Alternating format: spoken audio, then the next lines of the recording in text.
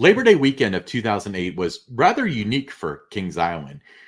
And one of the reasons is that the hit king, Pete Rose, came and met the ride king, Don Helbig. Hello, everybody. Alongside the ride king, Don Helbig, I'm Ryan Sir, and this is Tower Topics.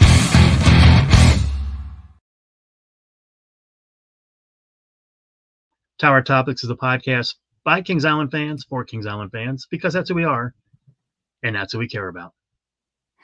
Yeah, I remember this weekend like it was the back of my hand. And we mentioned Pete Rose at the top of the show, but there was a lot going on, wasn't there? There was a lot going on that weekend. Pete Rose came in with George Foster, members of the Big Red Machine from the 1970s. There was an appearance by some of the Brady Bunch actors. It was the 35th anniversary of the Cincinnati Kids episode airing, and Carmen Electra, who had been a live show performer at Kings Island in 1990 in a show called It's Magic. She was also brought in and inducted into the Kings Island Hall of Fame. So a lot going on that weekend. Yeah, totally. So let's start with Pete Rose and George Foster. So, you invited them there. How did that come together? There's a guy that I had known for a long time, kind of worked as, I guess, a booking agent for Pete Rose and some of the other members of the Cincinnati Reds. His name was Charles Soto, and he had reached out to me multiple times about, if there's ever an opportunity to bring some of these guys in for an appearance. So I had that contact, and we were looking for something to do. Bring guests to the park Labor Day weekend. That year there weren't any new rides or anything like that, so it was all about special events. There was money left over in the budget as we got to Labor Day, and it was like, okay, maybe now's the time to bring Pete Rose in. Let's do a Q&A with him. So I reached out to Charles, and Pete was available that weekend, so we were able to bring him in. And as a bonus, he said, would you like George Foster too?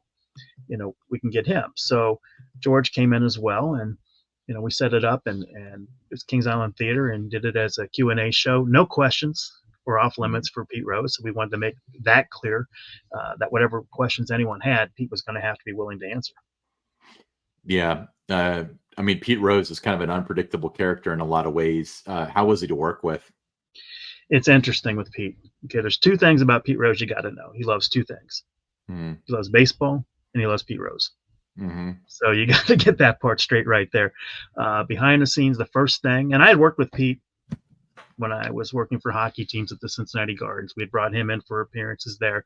But when you pick Pete up, whether it's at the airport, the hotel, he's got his hand out. He wants his money right away before you do anything else. So that was no different. I experienced that with the Cincinnati Mighty Ducks. Same thing at Kings Island. All right, where's my money? A little bit restless, I guess, in the green room, whatever you want to call it, behind, backstage, looking at his watch, just, you could tell he just, I just want to get through this kind of a thing. But as soon as he goes on stage, and I've seen it multiple times with Pete Rose, it's like the light goes on, and he just, this different persona comes out, and he knows how to entertain, knows how to answer questions, and knows how to put on a show. And he put on a great show. Yeah, he did. Did he do any like advanced media interviews or anything like that? That was part of the package that, we had him go on like WOW Sports Talk to talk about, him being there, and had him available before the Q&A, Cincinnati Enquirer, Cincinnati Post was still around at the time, to have them do some interviews with them. So yeah, he was available for that. And then, with the media, he was always great with the media. Yeah. So George Foster, he was a big slugger in the 70s. How was he to deal with? Consummate professional. Really? Great guy. Yeah, just talk to him, extensively, backstage before the Q&A. And then, years later, I would see George. There was a thing in Montgomery. It was called the Green Diamond Gallery, where they'd bring in all these baseball players not to do speaking. He was a member of that, so I would see him there, and he remembered me from Kings Island. And like I said, just a consummate professional, nice guy, superstar player, but just down to earth. Yeah, I always thought that was like so interesting that not only were you able to get Pete Rose, but you got George Foster, which was really kind of cool. But it wasn't just baseball that weekend; it was also the Brady Bunch. So you had Barry Williams, Mike Lookinland, Susan Olsen. How did that come to be? I had been asking since I got there in 2007 as the PR manager to bring in the Brady Bunch for an appearance. I knew that that would sell tickets. Mm-hmm. Not just pass holders coming, but it would sell tickets. People would come from throughout the region if they knew the Brady Bunch was going to be there with enough time. And I kept getting told, no, nobody's going to care. They've been off the air for 30 something years. No. Um, but I kept going back to my years as a pass holder, being in line to ride the racer, ride the beast, and riding the racer, rode it over, 10,000 times in the 80s. And there would be people almost every time that you're going through the queue, they'd be telling their friends or their family or their kids, this is the ride that was featured on the Brady Bunch. So people were still talking about it. They were still relevant to the Kings Island guest. So I Yeah. knew if we could bring them in, it would still work. So I kept trying to sell that. And then as we got toward the end of the year, the marketing director and the general manager, they approached me and they said, okay, you've done a good job for us. We got some money left over. Go ahead and reach out and see if you can bring in some of the Brady Bunch actors. Here's how much money we have to spend. See if that'll work. And then they told me to round up my friends because outside of my friends and family, that's the only people that were going to be in the theater to see this. So they totally dismissed it. Didn't think it was going to be a big deal. They thought there might be a couple hundred people in there. Well, we opened the gates and there's guests. They're dressed in their 70s attire. They've got their books and photo out, all kinds of Brady Bunch memorabilia. They line up. We had, I think it was 4 Q&A shows, but they line up right away. So it's like 10:15, 10:30, and it's a couple hours still before the first Q&A show. And the line is already, stretched out, goes way beyond from the Kings Island Theater, past the front gate. It's wound around by La Rosa's. Nobody's, ready for this. So I take a picture and I have to send it back to the GM and, the marketing director, and I said, here you go, naysayers, what do you think about this? They were surprised. First show, standing room only. All right, well, let's see what it does the next show. Standing room only. Third show, standing room only. And then during the fourth show, I go up to the general manager and I said, so what do you think about bringing the Partridge Family in next year? Kind of grabs my tie. We had to wear the ties back in that day, and just like, no, lightning in a bottle you got for this, but we're not going to try this twice.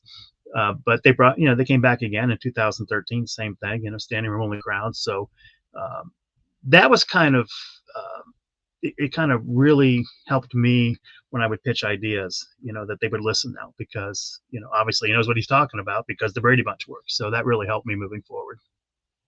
Yeah. So not only with that, that weekend you had Carmen Electra, which is a Kings Island alumni. She came to the park and she performed, kind of made a cameo in the 80s show. So and, she came out on the stage, didn't really, dance around or anything too much. She was a dancer in a show called It's Magic in 1990. And so we wanted her to come back. And part of that was a Q&A with the cast after each of the shows. And, they would be on stage and they would ask her questions about, giving advice, how to pursue their dreams of performing on stage or getting into the movies or anything like that. And the crowd seemed very entertained by it. Yeah. I remember it being interesting. She seemed to be marginally grateful to be there and stuff. And she was appreciative. Yeah. She was appreciative of it. And trying to, when her name came up in that weekend, she was also put into the Kings Island Hall of Fame. How do we get a hold of her? Yeah. But she she grew up in Harrison, Ohio. So it wasn't that difficult to, find the family members and to track her down. And when she was approached about it, I mean, she was excited to be able to come back home, see her family, see her friends, get inducted into the Hall of Fame. Now, she was only there, in the shows for maybe 3 or 4 weeks. Wasn't there long, but she was a name that, people associated with working at Kings Island when they would do those stories on famous people that worked at Kings Island. She was always one of the first ones they mentioned. Oh yeah, probably the biggest name. I mean, and then you've got the obscure fact of Woody. Is it Harrelson? Is Woody that the guy, Harrelson? the right Woody? Yeah. He worked at the park too, but so she seemed to be pretty easy to work with. But so opportunities like this made a lot of sense, because you had it for the 35th and the 40th anniversary of the Cincinnati Kids episode airing. Why didn't you do? I know they brought in Greg Brady for one day. Why didn't they do more stuff like this for the 50th anniversary in 2022? I wanted to, but you had the changeover in personnel at the park from the time that we had brought them in 2008, 2013, and Yeah. I would be told they're not relevant. It's been 50 years since they were on the air. So you'd get that again, and but if you're out in the park and you're talking to your guest, you're in line to ride the racer. You still hear those same conversations today. So it's just really getting to know who your guests are, and what they'd be interested in, and it would have worked. It would have done the same thing. It would have sold out. Stand room only crowds again for 3 or 4 Q&A shows in the Kings Island Theater. So I think it still would have been very successful. But there just wasn't any. It was quickly dismissed. When I brought that up for the 2023 season last year, to do something with them for the 50th anniversary of the airing of that episode. But back to Pete Rose real quick. Something fun I wanted to do with him. Yeah. And he would have been up for it. But I was just kind of told, no, don't do that. I thought it would have been great for our YouTube channel at the time, which was just being launched. I wanted to take him up to the Eiffel Tower and have him sitting there and have somebody walk up to him and say, "What are you doing, Pete?" And he just points out to the racer and just saying, "I'm betting on which side's going to win." I thought that would have been a lot of fun. I think Pete would have had fun with that, but that was kind of Nick's. They were like, "Nah, don't do that." Yeah, I guess they didn't want to inject the controversy or thought people might not get it if they live under a rock. But yeah, very, It would very have been fun interesting. though.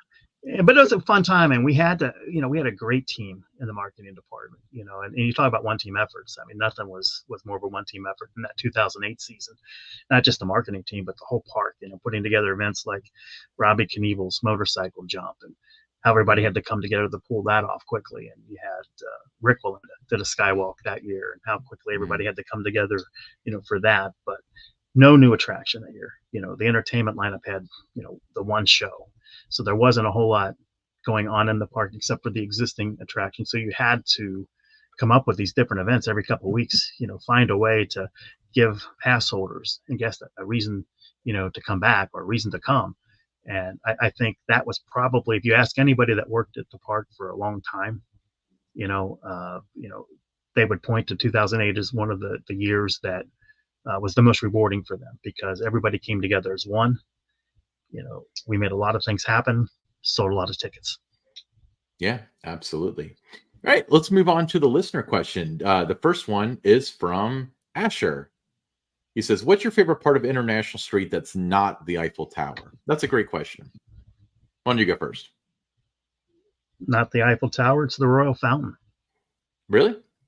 The Royal Fountain, yeah. I think it's just, picturesque. I can sit there by the fountain, just kind of relax and just sit there. I mean, it's just the atmosphere. I think it just plays a lot into International Street. It's not the same without the fountain to me.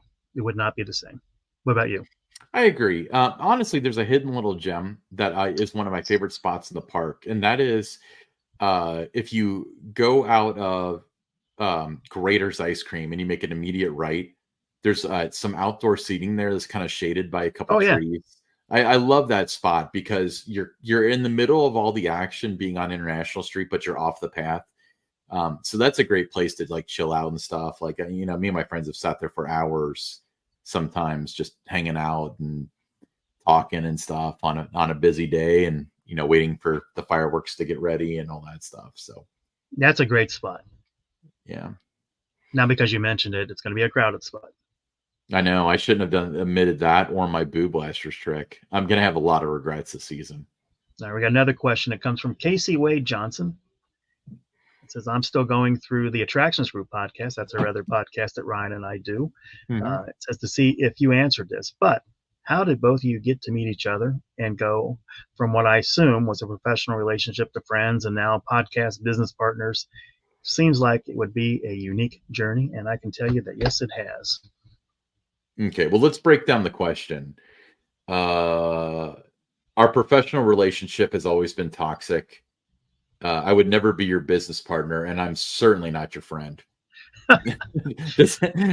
Okay. So our story, it's rather complex, to be honest with you, because Don worked in hockey and was involved in Kings Island.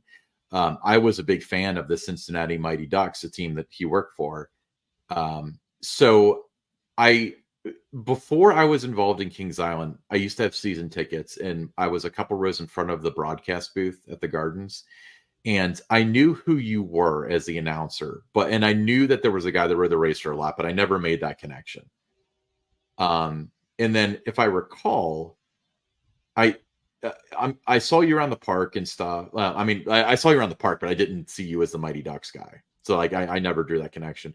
But it was like 2006. We were doing a live hits for Nickelodeon Universe. Yeah, Nickelodeon Universe at the time. 'Cause remember, it was Central and then it was Universe. And Maureen Kaiser, who was a PR person at the time, this is before you worked there. She invited me and Dane and a couple of KI Central people out. And then I guess she just invited you. And I remember you had your daughter Maria with you, who was probably like, what, 12 or so at the time. And if you recall, 10 or 11, yeah. Yeah. So she was really young, but it rained all day. So there was a lot of like hurrying and waiting.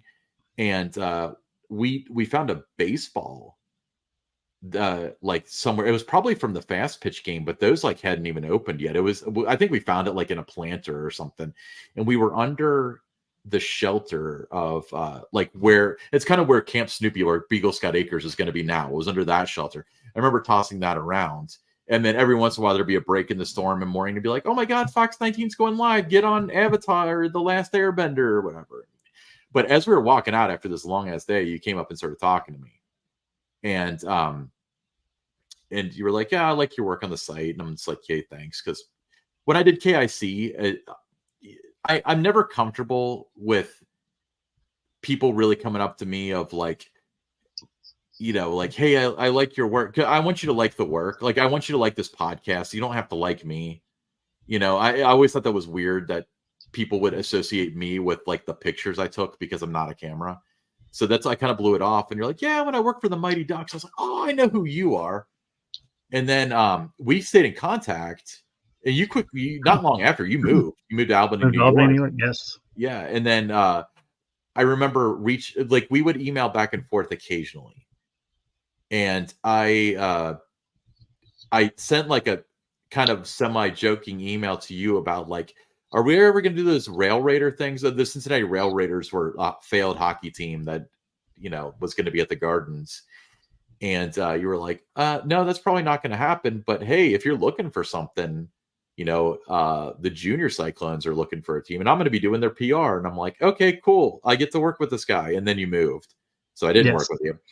And then we stayed in contact after that. And I remember somebody within the park, and I'm not going to dox anybody. They were like, because Maureen had left. And they were like, do you know who the new PR person is? And I was like, no. And they were like, it's Don Helbig. And I was like, I remember I emailed you and I was like, I'm still in Albany at the time. I'm still you were in Albany. And I remember I emailed you and I was like, Don, do you have something to tell me?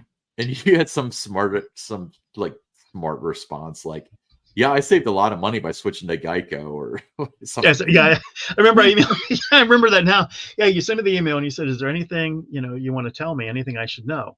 And I said, yes, I saved 15% of my car insurance by switching to Geico. And then I think I replied back with, oh yeah, well, I stayed at a Holiday Inn Express. Both were relevant jokes at the time. I promise you they were relevant. Yes. But yeah, then you came on to Kings Island. And I remember one of your first weeks, you had me in to discuss like what the relationship with KIC was going to be like. And we worked from there. And we did a lot of like legendary stuff. Like it's easy to like forget about certain things because you were at the park so long and I was doing KIC so long that, you know, every once in a while we'll come up like, yo, our best work was when we tried to fool people into thinking the racer was going away. Or do you remember when we got people all pumped up for Banshee and stuff? But like, there was a lot of good synergy there where, and it was funny because you had it pretty decent where you could use me to get this message out, but I was connected enough that you didn't have to tell me anything you weren't allowed to tell me. Like I always figured it out. Like there's enough leakers. I didn't need you, you know? So by the time I came to you and I was like, well, I remember distinctly. So for those who now, you got to admit this too, Ryan, I never leaked anything to you. You know, I would never confirm anything. I would just kind of dance around it. So we never had that where you were getting any scoops on anything. But no, you never told me anything. Yeah, we had fun trying to, you know, to to enhance things. Let's just put it that way, for like an announcement. How can we amplify this? Yeah, I bet you dollars to donuts that yeah, I mean, maybe since you had rapport with the people you worked with, they assumed you wouldn't do it, but all like the in the enthusiast community always assumed that I knew stuff because you were telling me. But you didn't. But I knew how to press your buttons too, though, because I would hear stuff and it would be like not a verifiable thing. And let me give you an example. This is so I guess I'll say this because it doesn't matter anymore. But people were telling me that the new ride's going to be called Banshee, and I was like, they did that and they punted on it at Cedar Point. Like I don't think that. So Yeah. I was like, I'll ask Don. But I couldn't come up to you and say, "Is it going to be Banshee?" There's no way in hell you tell me that. It was. I came up to you and I said, because they were clearly building a new coaster. Like we're not idiots. But I was like, yeah, have you guys picked a name yet? And you're like, yeah, we're floating around a lot of stuff, like a no answer. And I was like, please tell me you're not making the mistake of calling it Banshee. And you're like, well, what's wrong with Banshee? And I was like, that's the name. So I knew exactly how that would work. Yeah. The other thing about that too, Ryan, is I knew that, where KI Central was at the time, was a place that the members of the news media would look Yeah. whenever there was any kind of teasers going on with Kings Island or anything happening at Kings Island. They would, right away go to KI Central and see what people were talking about, or just to see if they could find a story there with something that somebody was talking about. It could be as simple as somebody, I was at Kings Island the other day and I got stuck on the Beast Hill for 10 minutes. Where they would call and say, can you talk about what happened with the Beast? Somebody reported they were stuck 10 minutes. Now, those were the things that you and I would talk about, and I would tell you that I didn't really appreciate the site for that kind of problem, that it was creating. But at the same time, because of that situation where it was attracting, the media's attention, what was being discussed there, I was smart enough as a PR person to leverage that. And I knew that if I had KI Central talking about stuff through you, with what you would be able to do to kind of amplify it, and then that moved on to where social media started talking about it because KI Central was talking about it. Well, then Right. that was certainly going to make the media even more interested than they would have been before, because now everybody's talking about it. So it just made my job that much easier when I would call the media and say, hey, we're announcing something tomorrow, or they would see so much buzz about it already. Well, they got it covered. Mhm. So it really was a great partnership that way. I agree. I think that the coolest thing that actually like kind of came back to us rather than the media seeing it, and because we didn't always see like that channel 5 or whatever was watching looking at the website. But do you remember when I had the decoding 2014 thread in 2013 when we were speculating about it, and then Yahoo News, which at the Mm-hmm. time was relevant, ran a piece saying like fan site speculates about new roller coaster at Kings Island in Cincinnati with a like 10,000 page thread, and it linked to the thread from Yahoo News. Oh yeah. Like, so that like benefited us both, because not only was, oh, it's interesting, there's a lot of buzz which came to us, but also like, well, what are they talking about? You know? Yeah, and So when you're a one-man band, which I was during the years that I did PR at Kings Island, it was just me. I remember the years I was riding the racer, they'd have as many as 4 sometimes that were right. full-time PR people. So it was just one. You need different, to leverage different resources and that to really help you amplify what you're doing, Yeah. and to bounce story ideas, off of, and just find ways to, make that story feel important. And, you know, working with you and partnering with, Brad Purdue and others with KI Central, that really helped enhance, what I was doing as the PR person's part, because you guys are helping, get that word out there. Yeah, and it's funny because it's very easy to fall into the trap of KIC is bad for the park because all they do is bash the park, which is not true. Well, we've talked on the internet. I mean, we talked on previous episodes of the internet works a certain way. Positive comment, positive comment, positive comment. One person says something slightly negative, and then the whole conversation is negative. Yeah. But Well, there's a you, lot of keyboard warriors out there, and they'll oh say a bunch of yeah, things on social media or on a KI Central that they would never think about saying if they saw you in the park, face to face about something. So, if they said uh, something to you like they post on KIC or on Facebook, they'd be unhinged. They'd be arrested. But One of the greatest things about that, let's talk about the keyboard warriors. When Mystic Timbers was announced, mhm, I remember one specific individual was just so adamant that the park had made a huge mistake, waste of space. Whoever decided to put in Mystic Timbers should be fired. All this kind of stuff. Well, I agree. I saved those little, things that I knew that as soon as this individual rode Mystic Timbers, it was, if not their favorite ride in the park, it was definitely going to be one of their favorite rides. And, I remember media day, they're riding it over and over again. So I asked them how they liked it, and oh, it's fantastic. It's my new favorite ride, my number one wooden coaster. But that wasn't what you were saying on social media the night we announced it. I So mean, I would have fun with those kind of things, just being able to look back and like, okay, well, we're going to see what you say after you ride it. So that's one of the things too. I just wish whenever the park would do something, just wait until you experience it, before going off on the internet about something, because 95% of the time or more, you end up loving what you're complaining about the time it was announced. sure. Yeah, and we're all guilty of it. And an example, a more recent example I can bring up is, they it leaked out that they had done they were going to do the Gazillion Bubbles show, and I was talking about it on KI Central, and but I can say that with authority because I had seen the show before. But Yeah, I had too. I always caveated it with, I did see it 10 years ago, and who knows, what's changed since then, or maybe I'll feel differently. I'm going to go in, I'm going to see it the first day it's there, of course, um, but for me, yeah, what my opinion going in, and I guess we can quote this because I'm certain we'll do an episode on this because you and I will probably watch that show. Um, is it's a grown man blowing bubbles, and it's horribly boring for 20 minutes, and then the ending has lasers and bubbles going everywhere and stuff, and it's awesome. So maybe knowing that going in and seeing the show, I'll feel differently, but nonetheless, Yeah. yeah, it's better than nothing, and that's what we were kind of afraid we might get in that Yeah. theater. Now we went off track a little bit from the question, but other times, Ryan and I have gone to a lot of Cincinnati Reds games together.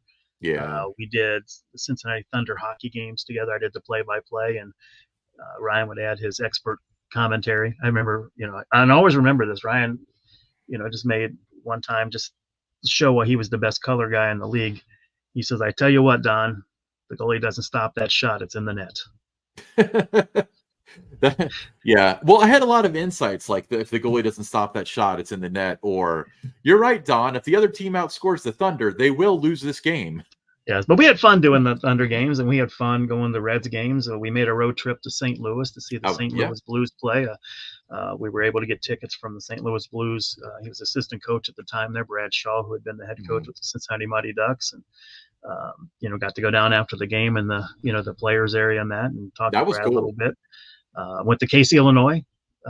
Not intentionally. World's largest wind chime. Yeah. I wish you Yeah, told me you the were going wor- to mention that. I put up a graphic. yeah, to see the world's largest wind chime. So we've had some fun experiences together, and we've had a lot of we're both got our own opinions about different things and stuff, and we battled about those things over the years. But it's really been a lot of fun, and I love what I'm doing now. Doing these podcasts with Ryan. I think Yeah. all the different things that I've done in my career. This is Mhm. one of the most fun things that I've done is working with Ryan doing Tower Topics and the Attractions Group podcast. Yeah, I tell you what, Don, I things have changed a lot for the podcast because I've always enjoyed doing it, but there was always like that time when it would get to be like 5, 6 o'clock, and I got to start setting that stuff up. But since like AGP has really kind of gotten traction, and we very often have guests and stuff, and it's not like, okay, what do you want to talk about this week? And we've got to be creative about what we talk about. And plus, like with the chains kind of off with you not working at Kings Island anymore, I've really come around to like just really looking forward to that. In Tower Topics, I like doing even more than AGP, even though AGP's been our baby for almost 2 years now. Tower Topics is so natural to us. There are times. Yeah, we'll spend time on Attractions Group podcast, putting it together with the pick six and, researching the different stories and that. This one, we just, turn on record and we go. Yeah, it's, often we don't even sometimes we have like notes and stuff. To be honest with you, I mean, this episode is about a lot of stuff that happened in 2008. So we have a note, and Don listed all the stuff that happened and so on. But there's no script or anything. It's just for reference. But it's very easy to do for us, especially. And it's not just that we're knowledgeable; we're very passionate about it too. My favorite we're part of gonna the have. show. Yeah, go ahead. Your favorite part? My favorite part of the show is a listener question. By the way, I Yeah, love and that we do those. I do too. And there's some fun things that we're just barely scratching the surface on what Tower Topics is going to be. There's a lot of fun things that we have planned and want to do. And same thing with the Attractions Group podcast. We're talking about like having meetups and doing some live shows, in some locations around Cincinnati and that. So there's a lot of upside potential here for us, and we're real excited about it. But the show, we say it at the beginning, it's by a couple of Kings Island fans, for Kings Island fans. We do not, we're not here to serve the park. We're here to serve you, the fans of the park. Yeah, and I mean, again, it's when we like it, we'll say it. If we don't, we won't. So it's nice. It's nice to be able to do that. But thank you for asking that question. I think we might have gone over how we met in the first episode of AGP, but I wouldn't recommend going back to that because that's when we were just little baby podcasters and we didn't know what we were doing. But essentially the whole story. We didn't even know we had to turn on the sound when we were recording. Did we really make that mistake? I think we did one time. I think we made the mistake. We got to record again because we didn't have any audio. I remember that. No, it was when we had Matthew Miller from Orlando Informer on. I did not record his audio. So anytime it cut to him, it was nothing. And then thank God he's like the nicest guy ever. And he's like, oh, sure, we'll do it again tomorrow. And it's like, you mentioned listener questions. And if you want us to take one question and talk for 45 minutes about it, like we've done here, just tweet them at us. It's called X, but I'm still going to say tweet. So tweet it at us at Tower_Topics. Anything that you have in mind about the park, anything you want to know, just fire away, and we'll try to find a way to get it on the show. Awesome, cool. Hey, I'm Ryan Sir, along with Don Helbig, and this is Tower Topics.